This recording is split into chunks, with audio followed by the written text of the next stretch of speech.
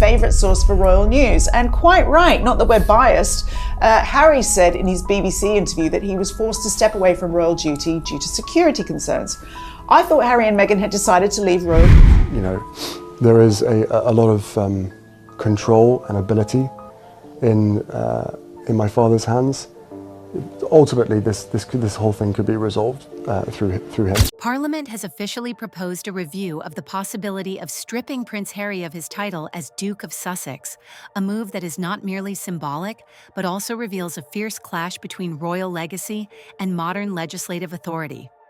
As the news spread, Harry was seen leaving a law office in London, his eyes visibly red, his face tense and distressed. According to a source, he was unable to hold back his tears and exclaimed, "They won't do this, not after everything I've done for them." That sentence laid bare a shattered sense of trust, a feeling of abandonment, and the deep emotional wounds inflicted by the very family whose blood runs through his veins. The question now is not only whether Prince Harry will actually lose his title. More profoundly, it raises the issue of whether this is a reasonable recalibration of power dynamics or merely a punitive measure cloaked in the language of political formality. And behind this entire unfolding drama, who is truly lurking in the shadows pulling the strings? One, origins of the tension. To understand how someone once considered one of the most beloved figures in the British royal family became the focal point of a deep institutional debate, we must return to January 2020, a moment that marked the beginning of an unprecedented crisis in the modern history of the British monarchy. It was in that month that Prince Harry and Meghan Markle unexpectedly issued a statement on Instagram expressing their desire to step back as senior members of the royal family in pursuit of a life that was financially and geographically independent. They gave no formal notice, held no negotiations, and did not wait for approval from Buckingham Palace. The message was delivered straight to the public, and with that, they shattered what had previously been seen as an unbreakable precedent. Within just 72 hours of the announcement, an emergency meeting was convened at Sandringham. Senior figures Charles, William, and Harry sat across from each other in what was described as a highly strained atmosphere. Meghan, who had already returned to Canada, was not present. The result was a temporary agreement the couple would retain their titles as Duke and Duchess of Sussex, but would no longer receive funding from the Royal Foundation and would cease to officially represent the Queen in any capacity. But that was only the beginning of far more profound consequences. Harry was required to relinquish all of his honorary military appointments, including his role as Captain General of the Royal Marines, a position he had once described as the greatest pain since my mother's death. It was not merely the loss of a title, but the erasure of a part of his identity. In the media, their departure was quickly labeled Megxit, a play on Brexit, as if Meghan bore the primary blame for the couple's exit from the monarchy. British newspapers were divided but largely critical. The Daily Mail ran the headline, "Betrayal of the Queen." The Sun painted Meghan as the cunning manipulator who pulled the prince out of the palace. In contrast, American media portrayed Meghan as a courageous woman who dared to stand up to a toxic and racially charged royal environment. News outlets in the US and Canada began celebrating Harry and Meghan as a couple who embodied the spirit of modern resistance. Public opinion quickly fractured. A YouGov survey conducted in February 2020 revealed that 53% of Britons believed that Harry should be stripped of all titles if he no longer served in an official royal role. Only 27% supported allowing the couple to retain their titles while living freely. As for Harry, in a 2021 conversation with James Corden, he asserted, "I didn't walk away from the royal family. I just stepped back from a toxic environment that was harming my mental health and my family." It was a heartfelt admission, but not enough to quell the growing outrage back home. Meanwhile, life after the royal family rapidly became commercialized. The couple signed a $100 million deal with Netflix, partnered with Spotify on a podcast project estimated at $20 million, and sat for a bombshell interview with Oprah Winfrey in 2021, where Meghan revealed that a member of the royal family had once expressed concern over their son's skin tone. If the initial exit was framed as a personal choice, the steps that followed turned into a full-scale media campaign with a clear oppositional tone. They walked out of the palace carrying Hollywood power, as one media analyst put it, describing the bold pivot of Harry and Meghan. Undeniably, the couple managed to build a powerful personal brand. They were no longer official royal representatives, yet they wielded more global influence than ever before. With millions of social media followers and high-profile media projects, they became a hybrid entity, part royalty, part celebrity. But that very spotlight carried its own risk. When one builds influence on the foundation of a royal title, while no longer serving the institution, one ventures dangerously close to the thin line between tradition and commerce. In the halls of Parliament in London, whispers began surfacing by late 2023. Some Conservative MPs started voicing the belief that allowing someone who no longer demonstrated loyalty to the monarchy to retain royal titles was constitutionally absurd. But it wasn't until 2025, when MP Bob Seely formally proposed a public debate on reviewing the title Duke of Sussex, that the once muted fire roared into a political and media inferno across the UK. It was no coincidence that this timing aligned with efforts by the royal family to recover its image following Princess Kate's health crisis. Many analysts saw it as a calculated cleansing of residue aimed at restoring the monarchy's stature in the eyes of the public, leaving no room for gray areas or unresolved conflicts. Only two roles remained acceptable: you were either in service or you were outside. In that lens, Harry and Meghan were no longer considered insiders. As for Harry, perhaps in his heart, he still hoped to retreat quietly while holding on to core pieces: his title, the respect, and a fragment of his former radiance. But as will become clear in the chapters ahead, reality was not so simple. Because when you walk away, the door doesn't merely close behind you if necessary, they'll lock it and change the name on it too. 2. Harry returns to London. On a June morning, the air over London hung heavy, as if forewarning of a political storm silently gathering over the skies of the kingdom. At Heathrow Airport, a British Airways flight had just landed. Among the passengers disembarking from the business class cabin, no one drew immediate attention. There were no conspicuous bodyguards, no swarming paparazzi as in previous years. Yet the man in the navy trenchcoat cap pulled low to shadow nearly his entire face. He was the center of an institutional storm poised to erupt. It was Prince Harry, Duke of Sussex, returning to the United Kingdom.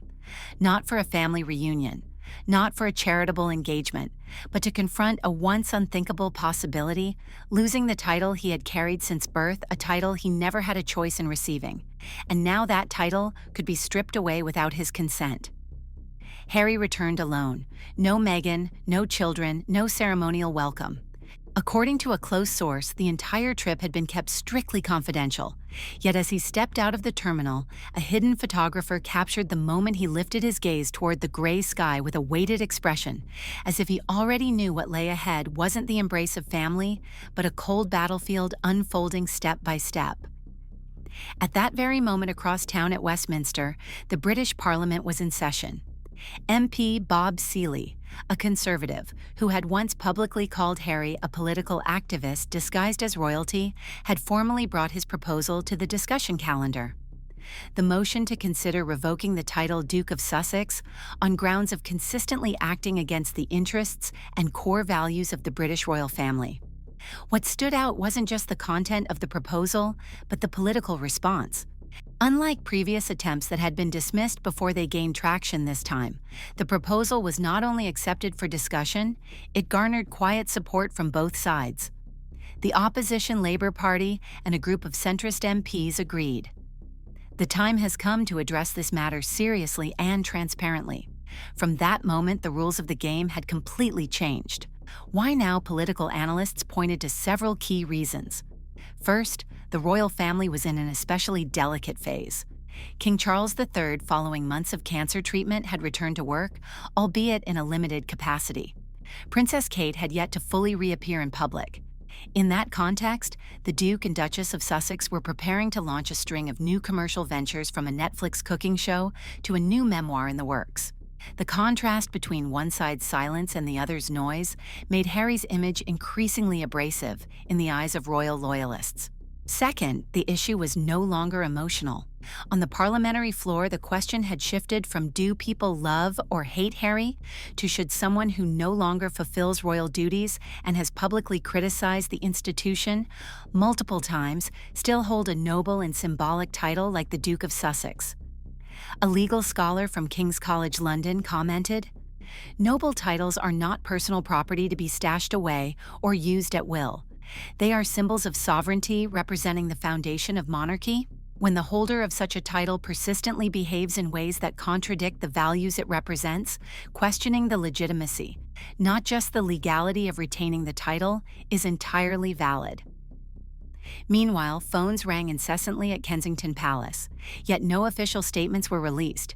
All responses stopped at a single repeated phrase, "No comment on parliamentary matters," a hallmark royal family expression emphasizing, "This is your matter. You must handle it yourself." As for Harry, on the second day of his return to the UK, he was seen entering a house near Clarence House, often used for discreet meetings. No family member was present. The only person he met was his lawyer, and when Harry exited the building, witnesses recalled that he no longer maintained his usual composure. One eyewitness recounted him shouting into his phone, face flushed, gripping the device so tightly it seemed as if he might crush it on the spot. One quote cited by multiple outlets was, "They can't possibly do this." "Not after everything I've sacrificed for them," a statement that wasn't just a cry of anger, but a burst of pain from an old wound that had never fully healed, from someone who once believed he still belonged there, even if only in memory. Things escalated at lightning speed. The media exploded. Front pages were saturated. The Times led with Harry versus the state. The Daily Mail bluntly asked Duke or traitor, even CNN across the Atlantic headlined, "Royal Reckoning," a title on the brink of erasure. The atmosphere grew suffocatingly tense. Even within the royal family, divisions began to form. A palace source revealed that at least 3 senior advisors recommended issuing a gentle statement to prevent personal and institutional damage. Meanwhile, another faction insisted silence was necessary to avoid further inflaming parliamentary proceedings. The Guardian, citing insider sources, reported that King Charles had ordered 0 contact with Harry for the duration of the parliamentary debate. No calls, no meetings, no emails. The only figure the public hoped might speak, Prince William, remained completely silent. His communications team issued a brief statement. The Prince of Wales remains focused on his duties and will not comment on any parliamentary proposals. The chill of that avoidance unnerved even long-standing monarchist supporters. And it was at that point the public began to grasp one undeniable truth: Harry was utterly alone. No official allies, no familial protection, no institutional backing. All he had now was a legal team, a PR strategy, and a name steadily losing its weight in the very country where it was born, the British monarchy. Historically, all royal family conflicts were resolved behind closed doors, or at least through shadowy reconciliation. But this time, everything had been dragged into daylight, public, direct, and without mercy, because a title once considered untouchable was now caught in the crossfire of politics, media, and power. For Harry, this return to Britain was anything but gentle. It resembled a free fall, no parachute, no safety net, and most importantly, no one standing beneath arms outstretched waiting to catch him. 3. The moment he stood alone against it all. As news broke worldwide that the British Parliament had officially advanced the motion to strip Harry of his title, Meghan Markle remained in Montecito, California, the place she once believed would be a peaceful sanctuary after leaving behind the kingdom of controversy. Yet just hours before the vote was scheduled to be presented in Parliament, an emergency Zoom meeting was called. On screen, Meghan's face appeared visibly tense, surrounded by senior advisors from Netflix, WME talent agency, and her PR team in New York. An insider revealed that Meghan's first words in the meeting were, "This is a coordinated takedown. Someone inside the palace wants to erase us off the map." It wasn't a flare of emotion, it was a strategic observation. This crisis, she believed, wasn't just about a title. It was a direct assault on the brand, the credibility, and the soft power that she and Harry had painstakingly built in the United States. A counteroffensive was activated immediately on 3 fronts. The first, the media, a battlefield Meghan had once dominated during the explosive 2021 Oprah interview. Within 36 hours, Archewell's production team began compiling never-before-seen footage, behind-the-scenes clips of humanitarian trips, raw emotional interviews, and intimate everyday moments. A mini documentary was rushed into post-production under the working title, Undefinable: A Love Beyond Titles. The message was clear: Harry and Meghan were not victims, but pioneers, individuals who had broken free from the chains of royalty to live their truth. Simultaneously, the legal team at WME began drafting official statements for every possible scenario. One leaked draft already contained media-shattering phrases like violation of personal rights, systematic retaliation, and political interference with the dignity of an American citizen. Though not yet released, the document was described as a legal missile, one aimed squarely at both Parliament and the British press. The third front focused on human rights. If the title were stripped, Meghan would not allow it to be treated as a mere parliamentary procedure. She would turn it into a symbol of punishment aimed at a woman who had spoken out against bias, pressure, and discrimination, especially as someone of mixed race who had long been a target of toxic media. In America, this strategy worked, shifting the narrative from personal grievance to systemic injustice. And Harry, no plan, no PR team, no prepared narrative.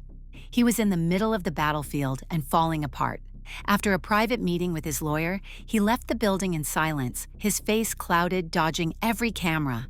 A close friend confided that Harry felt like a defendant on trial for a crime he never committed. Worse, he felt betrayed not by Parliament, but by his own family. One quote was recorded. Harry, clutching his phone in fury, shouted, "They wouldn't dare. Not after everything I've done for them." It wasn't just a cry of disbelief, it was a crack through the dark, a raw echo of shattered trust, the belief that blood would transcend politics. But he was wrong. Back in Montecito, Meghan didn't stop. She ordered a temporary halt on all Netflix show productions. Brand partnership meetings were postponed indefinitely. All resources were redirected toward crisis management. A senior advisor explained Meghan understands clearly if the title is lost, the public value of everything they're building could evaporate. Meanwhile, in the British Parliament, the air had shifted from debate to confrontation. Conservative MPs began issuing blunt statements. One declared, "The monarchy is not a VIP pass. If you've walked away, leave the title at the door." A Labour MP fired back, "This reeks of power abuse." If they can do this to Harry, anyone who speaks up tomorrow could be next. The discussion was no longer about a title. It had transformed into a clash of values, tradition versus progress, authority versus autonomy, legacy versus reinvention. And Harry, whether he wanted to or not, had been thrust into the vanguard of the Progressive Front, a role he never asked for. Even the military, where Harry had served for over a decade, was divided. Some stood by him for his sweat blood and years on the battlefield. Others were blunt. Loyalty is non-negotiable. If he no longer defends the crown, what's the point of keeping the title? And the royal family, utter silence. No statement from Charles. Not a single tweet from William. No image. No words. As if the connection that once existed had been deleted. And in the language of old-world power, silence is the ultimate declaration: we no longer stand by you. Meghan understood that and moved fast. She ordered a full rebranding contingency plan if the title was revoked. Archewell would no longer lean on royal identity. The word Duchess would disappear from all campaigns. A new phrase would replace it: CEO Meghan Markle. No title necessary, just credibility. She wasn't waiting for salvation. She was redesigning her post-royal life, not to cling to the title, but to erase it. But Harry wasn't ready. To him, the title wasn't just a status. It was the final thread tying him to his father, his brother, and the mother he lost. If that thread was cut, the connection would be gone officially. And so he began contemplating an unprecedented move, suing the British government if Parliament passed the proposal on grounds of personal rights violations, defamation, and constitutional breach by interfering with a peerage title without royal assent. A move that could shake the legal framework governing the delicate balance between Parliament and monarchy in the UK. This was no longer about a title. It had become a war to redefine power after royalty. Ultimately, who has the right to define a person's worth, bloodline, Parliament, or the individual themselves? And at the very heart of the storm, one undeniable truth remained. Harry was fighting alone. No immunity, no bloodline allies, no room for another failure. 4. The Shadow War, when Parliament itself splintered. Within the ancient echoing halls of Westminster, where once decisions on war, Brexit, and constitutional reform had defined the course of British history, another debate now stirred the air, seemingly trivial on the surface: the noble title of a prince who had long since stepped away from royal life. But make no mistake, beneath the simplicity lay a constitutional firestorm. The movement to strip Prince Harry of his Duke of Sussex title had quietly evolved into a referendum on the future of monarchy in the 21st century. Behind velvet drapes and weathered oak panels, Parliament stood visibly divided. Leading the charge to revoke Harry's title was Conservative MP Bob Seely, who had formally brought the issue to the floor. In a speech veiled with sharp intent, he argued that Harry and Meghan's continued use of their titles while leveraging them for financial gain, combined with public attacks on the royal family, was a profound insult to an ancient institution. His words rang out: "You cannot wear the uniform of an institution while appearing on television to set its house on fire." Backing him were a small but vocal faction of nationalist MPs. To them, royal titles were more than ceremonial. They were cultural sentinels, the last line of defense for British identity. The idea that a Duke of Sussex lived in California, hosted media summits for Netflix, and signed book deals to tell the truth about the palace was to them simply unacceptable. But the chamber was not monolithic. Opposition MPs, mostly from Labour, along with a few independents, pushed back fiercely.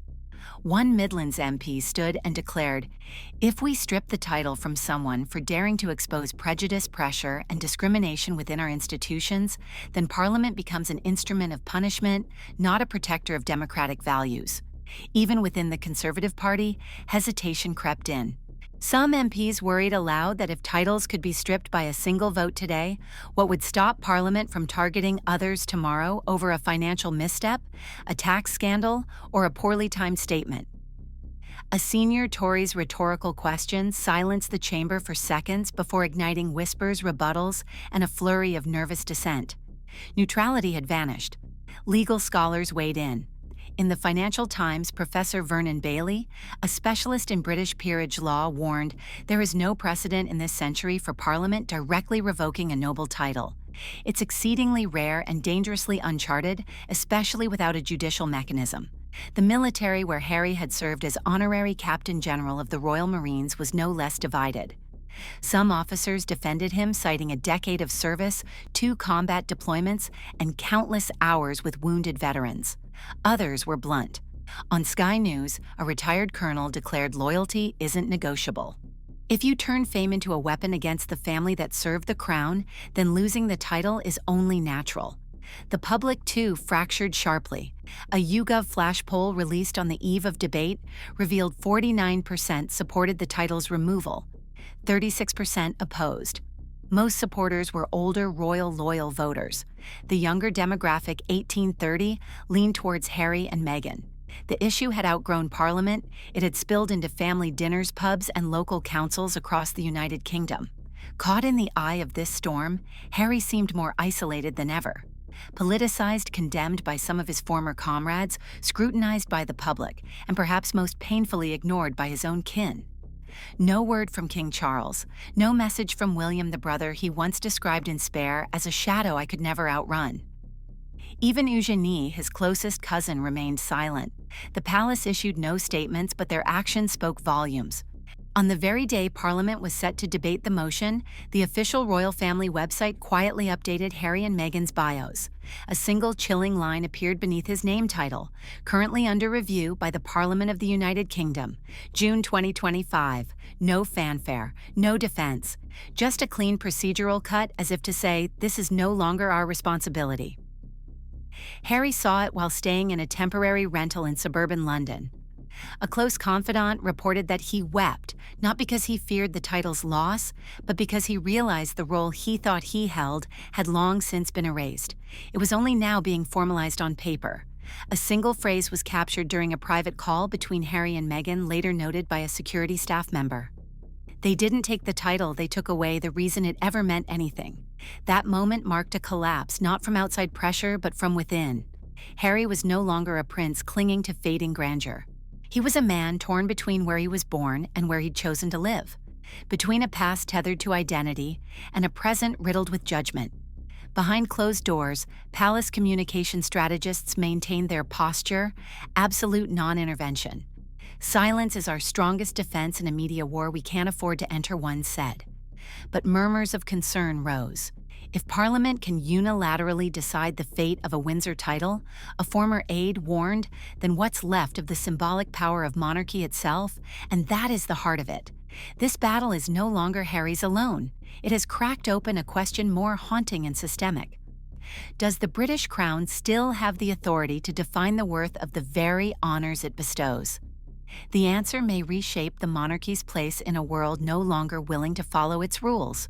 5. Forecasting the future. Shortly after Parliament narrowly voted down the motion to strip Prince Harry of his title by a razor-thin margin of just 14 votes, many believed the saga had come to an end.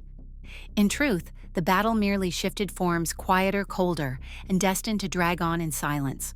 For although the title Duke of Sussex remains legally intact, its symbolic weight and cultural relevance have been hollowed out almost entirely. According to close friends, Harry is seriously considering withdrawing entirely from public life. He feels that no matter what I do, it will be misinterpreted, distorted, or weaponized for political ends. Rumors suggest he has reached out to a nonprofit organization in Botswana, where he holds deep personal memories with hopes of engaging in work that supports veterans and local youth.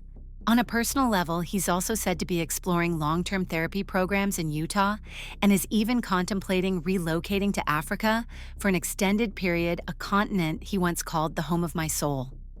Meghan's path, however, is diverging sharply. There is no indication that she intends to retreat. On the contrary, the shock of the recent crisis has been reframed by both her and her media team as a forced leap forward, marking the launch of a new phase in her personal brand strategy.